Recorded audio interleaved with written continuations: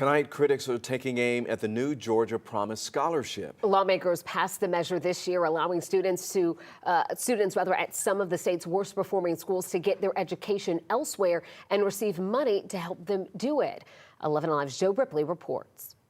The Georgia Promise Scholarship passed this year in an effort by state lawmakers to open up school choice for families. Students at around 500 of the state's worst performing schools would be eligible for $6,500 to go toward private school tuition or homeschooling resources. Kyle Wingfield with the Georgia Public Policy Foundation says the program could be life-changing. Maybe their families wanted to make a different choice for them but couldn't afford to do that.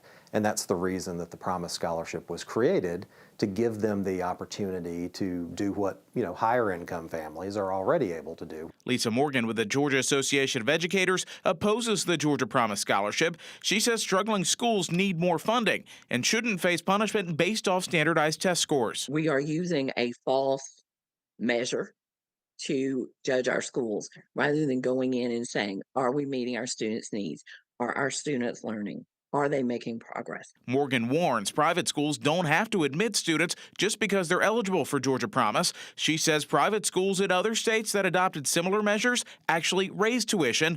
Wingfield argues the likelihood public schools lose students and subsequent funding could lead to better student performance in public schools. The public schools respond. They have to compete for those students now. In Atlanta, Joe Ripley, 11 Alive News. The Georgia Promise Scholarship application portal is expected to open early next year. To qualify, a family must make less than 4 times the federal poverty level, less than $125,000 for a family of 4.